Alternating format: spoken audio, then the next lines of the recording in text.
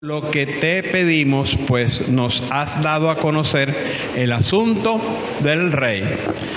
Padre, en el nombre de Cristo Jesús, te damos gracias, Señor, por esta palabra que has preservado hasta este día, Señor, para que la podamos compartir en tu nombre, Señor, y que esa palabra haya cabida en cada mente y en cada corazón, para dar el fruto al 100 por 1 y cumpla el propósito por lo cual tú lo has enviado. Bendice a tu congregación, Señor, a los que vinieron primeramente y a los que no pudieron venir también, Señor, para la gloria y honra de tu nombre en Cristo Jesús. Amén, amén y amén. Pueden sentarse. ¿Saben lo que significa el nombre de Daniel? Dios es mi juez. El juicio de Dios significa esas dos cosas. El juicio de Dios y Dios es mi juez. Eso es lo que significa el nombre de Daniel. Y aquí hay una parte, ¿verdad?, que también hay que tenerla en cuenta, que fue lo que dije de que quitas reyes y pones reyes. Fíjense ustedes, si nosotros leemos el libro de Samuel, Primera de Samuel,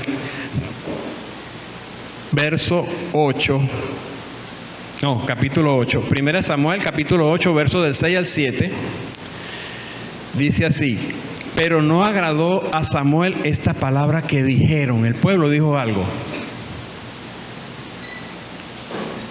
Y dijo: porque danos un rey que nos juzgue. El pueblo le está pidiendo a Samuel, que fue el último de los jueces, que les diera un rey para que los juzgue. Y Samuel oró al Señor. Se puso bravo Samuel y dijo el Señor a Samuel: oye la voz del pueblo en todo lo que te digan, porque no te han desechado a ti, sino a mí. ¿Quién está hablando ahí? El Señor, Dios, para que no reine sobre ellos. Eso confirma la palabra. Gloria a Dios. Dios habla de muchas maneras. Entonces, ¿por qué estaban desechando a Samuel? Profeta de Dios, chico, que los había dirigido en tantos años. Porque ya estaba viejito. Ya estaba viejito.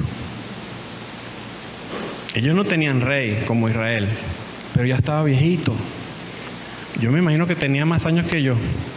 Yo tengo 65 años. Vamos a ponerle que tenga 80. Y nosotros queremos un rey jovencito. Un rey poderoso, fuerte, pues. Y tal, y alto. Estoy describiendo ya a Saúl, ¿verdad? Y él, después, Samuel tuvo unas palabras del capítulo. Usted puede leer desde el 8 hasta el 10, creo, hasta el 11. Cómo toda esa parte fue impactante.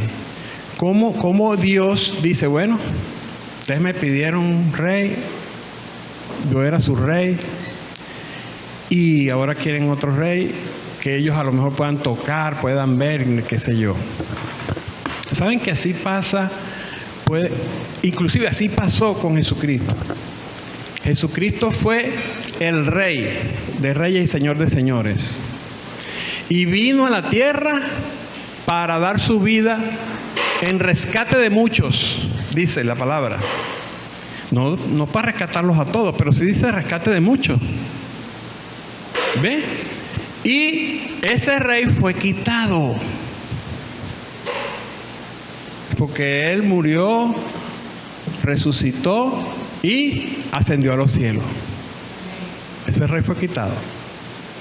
Y ahora hay un rey en este mundo, que es el príncipe del aire, ¿no es que dice algo así? Ajá. Entonces, cuando escogieron, fíjense ustedes qué ironías de la vida, ¿no? Tenían por un sueño que tuvo la esposa de Pilato, Dios le dijo, no te metas con este señor. Entonces él se lavó las manos, como dice el dicho, y puso a escoger al pueblo.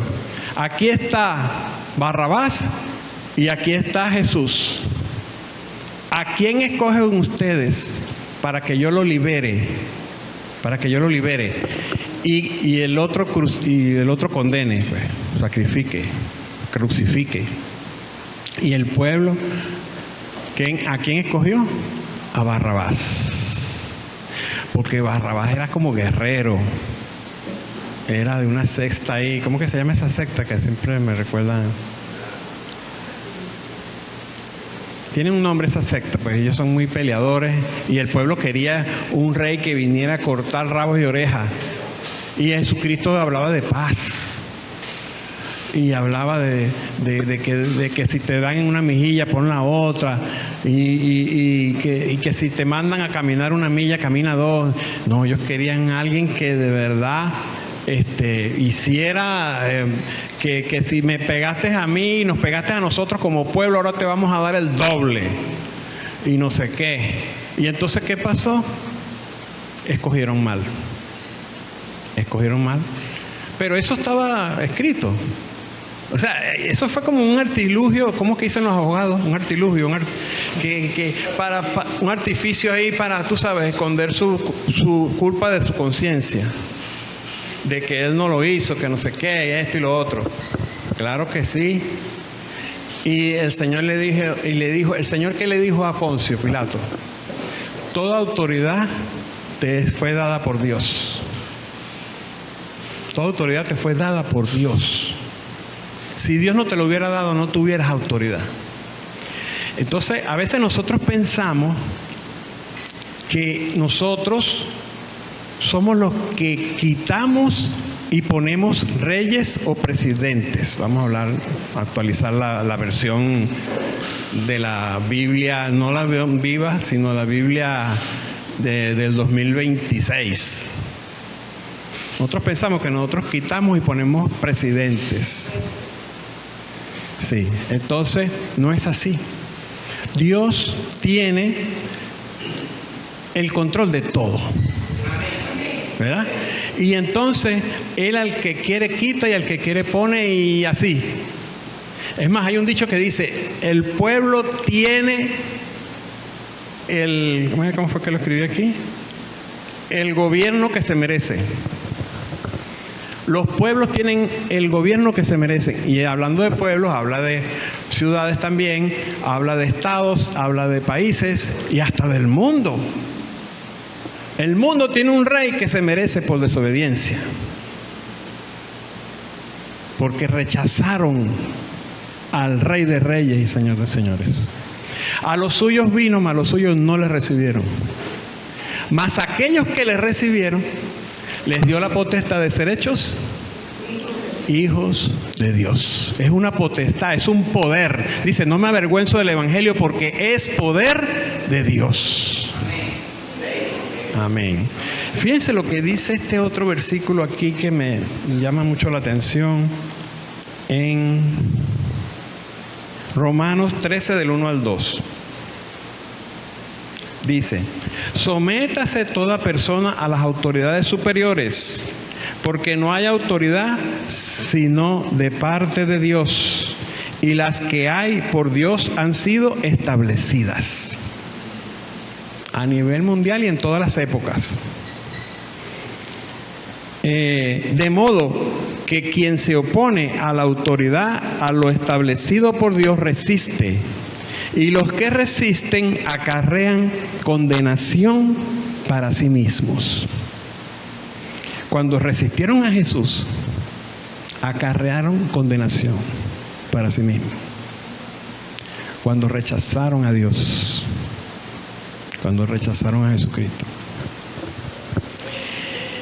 Y ¿saben qué me extraña a mí? Que Pablo dice que debemos orar por las autoridades, siendo que las autoridades del momento era el emperador Nerón. ¿Por qué Pablo hace eso? Porque él estaba claro de que Nerón lo había puesto Dios. y que fue autoridad. Pero si fue malo, de que fue malísimo, fue malísimo. Pero ellos lo que andaban era predicando el Evangelio. Sí hubo consecuencias de nefastas con esa autoridad que puso Dios. Pero si Dios sabía lo que iba a pasar, ¿por qué la puso? ¿Por qué antes de incendiar a Roma, por qué no le quitó la vida a Nerón? ¿Por qué? Entonces, yo le decía a un hermano, y creo que lo he dicho aquí en la congregación, que tenemos que tener mucho cuidado con lo que pedimos, porque de repente Dios nos lo da. Y vino un hermano cristiano y me refutó esa palabra. Porque bueno, pero si Dios tiene esto, lo otro, ¿cómo tú vas a decir eso? Que no sé qué, que esto y lo otro. Y yo le dije, mira, en la teología, y yo le dije, palabra que no te gusta, pues yo sé que a ese hermano no le gusta la teología. Yo le dije, Dios tiene dos voluntades.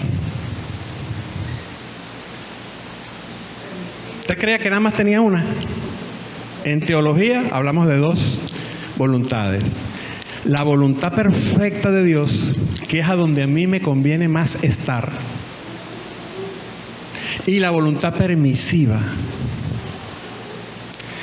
Y básicamente se basa en el libre albedrío de la gente, porque nosotros no somos robots.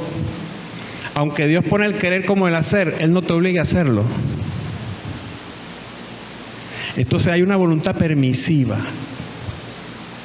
Y creo que Jeremías en una parte dice, ¿será que hay alguien que diga que algo pasó y que no fue la voluntad de Dios? Algo así, creo que es en Jeremías o en Lamentaciones, creo que también es. Lo voy a buscar y después lo modifico, porque por la lectura me hiciste recordar ese texto también que va en línea con esto que estamos predicando. O sea, no pasa nada sin la voluntad de Dios, pero hay que tener en cuenta que hay dos voluntades, la voluntad perfecta y la permisiva. Cuando metemos la patota, Dios arregla eso. De alguna manera, si nosotros nos arrepentimos, si nosotros, oye Señor, ¿qué hice? Fallamos esto y lo otro. Dios, ¿cómo es que dice? Transforma no me acuerdo ahorita la palabra, como las veredas endereza la senda. Gracias, dale ahí, Winner. Si Dios endereza la senda es porque agarramos una senda torcida o torcida, perdónenme. Ajá. Entonces, ¿qué tenemos que hacer nosotros? Pedirle a Dios que enderece la senda. Aunque yo la pueda enderezar, yo también le tengo que pedir a Dios que me ayude a enderezar la senda. ¿Sí? Entonces ahí yo siempre tengo que tratar, esforzarme para buscar la voluntad perfecta de Dios antes que la permisiva. Con todo y que la permisiva puede ser buena. Yo no estoy hablando que las permisivas son malas, no. Pueden ser malas o buenas. La voluntad perfecta de Dios siempre va a ser buena. Todas las cosas nos ayudan a bien. Dice, a los que aman a Dios, para los que aman a Dios, Romanos 8:28. ¿Ah? 8:28. Dale ahí, Antonio, un puñito ahí a la doctora. Dale un puñito a la doctora ahí. Eso, gloria a Dios. ¿Qué pasa, hermanos? Pasan cosas. Hay un pastor, yo siempre digo que lo voy a traer y pasa algo y no puede venir, el pastor de Barquisimeto. Se llama Néstor Velázquez. ¿No lo conoces? Tú también lo conoces, hijo, a Néstor Velázquez. Él es pastor allá en Barquisimeto, uno de varios pastores que yo conozco en Barquisimeto. Y él me decía una palabra que me chocaba. Él me decía, todo lo que pasa es bueno.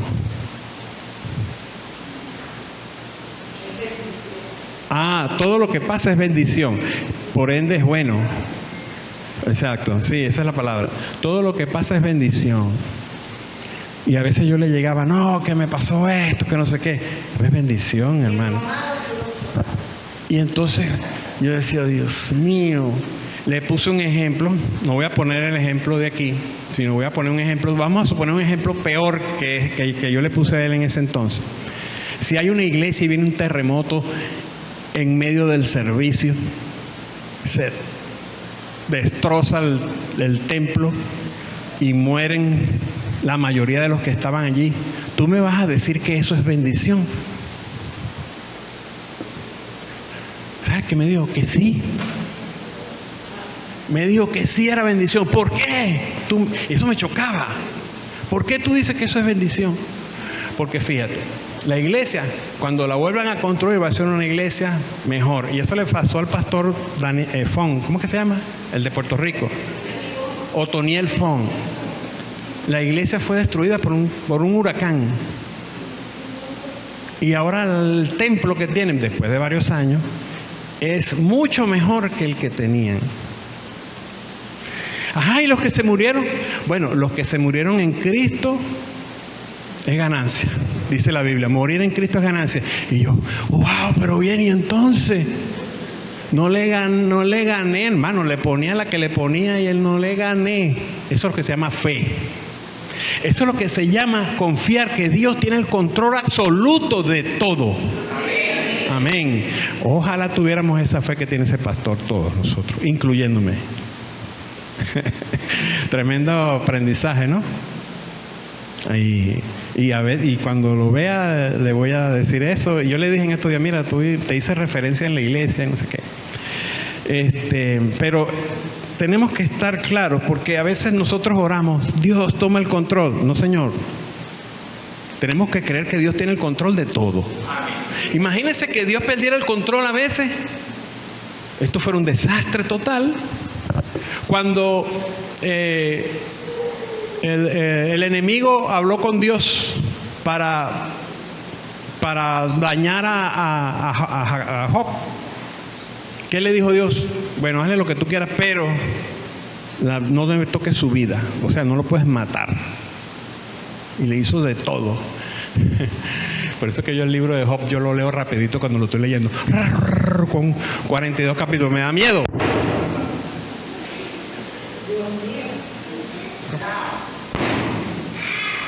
Otra señal más. ¿Ah? Señal por todos lados. Señal os daré de que ya viene el arrebatamiento de la iglesia. No sonó. Ah, puede ser. Entonces, déjame parar.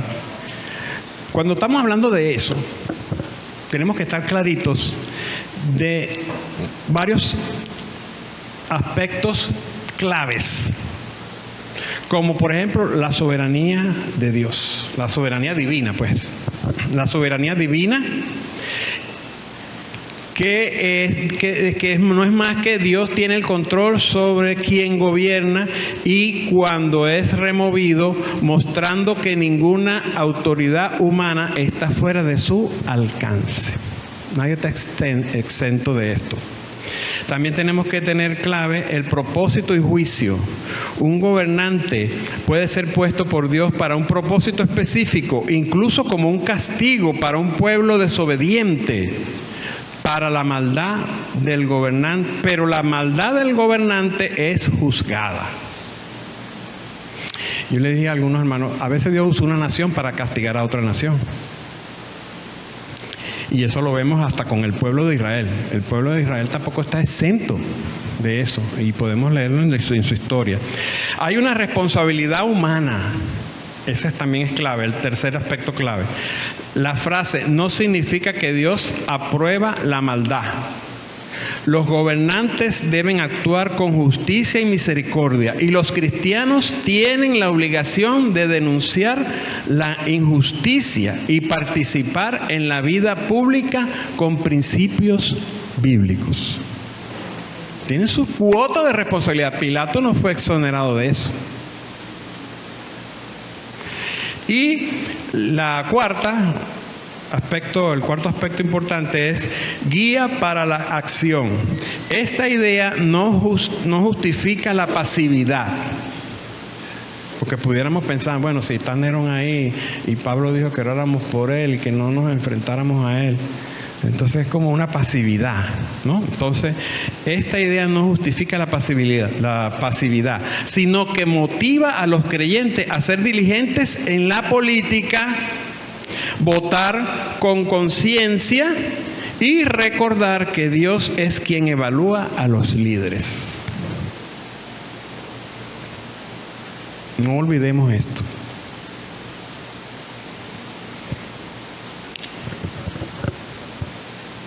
Aquí hay una conclusión de tantas que podemos hablar. Esta alabanza a Dios es lo que leímos de Daniel. Lo que leímos de Daniel capítulo 2, esta alabanza a Dios resume el tema de todo el libro de Daniel. Imagínense ustedes, acabamos de leer el resumen de todo el libro de Daniel, que es: Dios es quien controla todas las cosas y concede toda sabiduría y poder.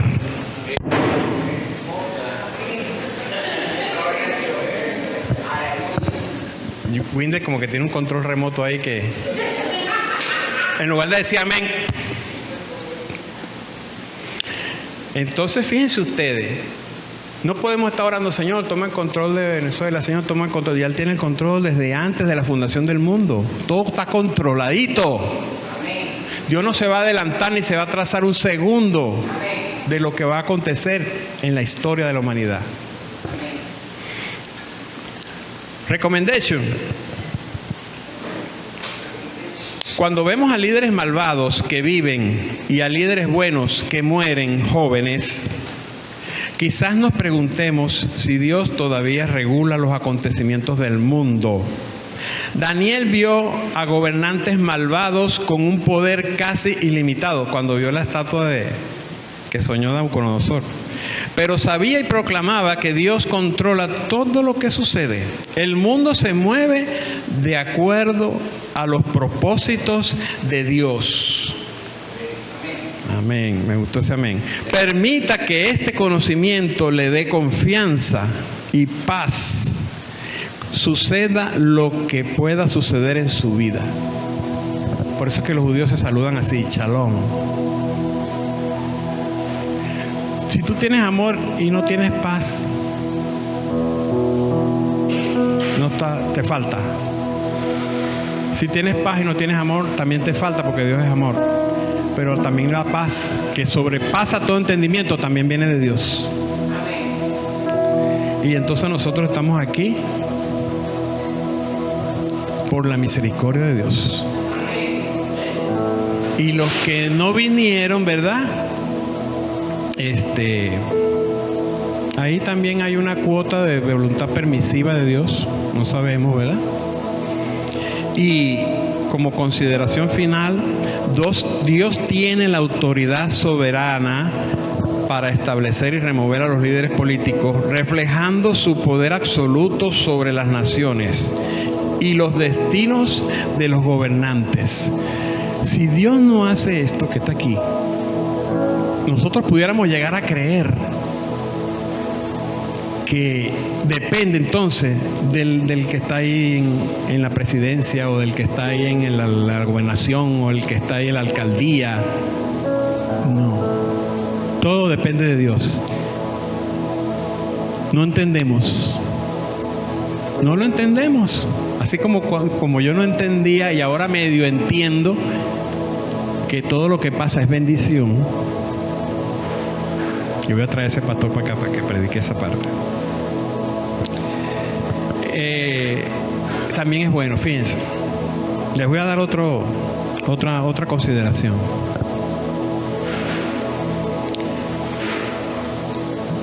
El maligno quería destruir a Jesús.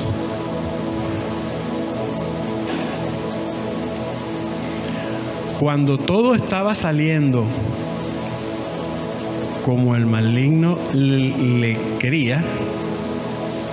Y cuando al final nuestro Señor Jesucristo murió, yo me imagino que todos los que estaban ahí, endemoniados o no, pegaron un brinco de alegría y de felicidad. Pero resulta y acontece que ahí fue donde vino la victoria grande de Dios. La gran victoria de Dios fue ahí en la cruz, por su muerte. Nuestra gran victoria va a ser cuando, si morimos, resucitamos, y si es en el arrebatamiento de la iglesia, esa va a ser nuestra gran victoria, cuando seamos transformados en un cuerpo incorruptible, con un nuevo nombre, con un nuevo cuerpo, con una nueva ciudad, con eso. Si nosotros no hubiéramos pasado por muchas calamidades por las que y bendiciones que hemos pasado, porque hemos tenido de todo, ¿verdad? ¿Cómo vamos a tener un punto de referencia para compararlo después con la gran bendición que nos viene cuando estemos en la presencia del Señor? Dice, el Señor enjugará toda lágrima. Dice, bienaventurados los que lloran. Vamos a suponer que los que lloran son los que sufren más. ¿Oíste, Neda? Vamos a suponer eso. Pero el Señor nos va a enjugar esas lágrimas, nos va a secar. Si yo lloro en el cielo, pero va a ser de felicidad, no va a ser de tristeza, porque viví un montón de cosas buenas y malas, pero no se comparan con la gloria venidera. Dice, cosas que ojo no vio, ni oído escuchó, son las que Dios ha preparado para todos los que le aman, para todos los que le sirven, para todos los que le adoran. Y los que decimos amén, esos somos nosotros. Amén. Gloria a Dios. Qué bueno es el Señor.